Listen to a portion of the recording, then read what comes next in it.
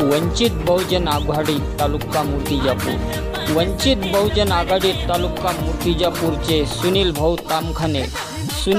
तामखाने माजी पंचायत समिती सदस्य यांना वाढदिवसाच्या हार्दिक शुभेच्छा।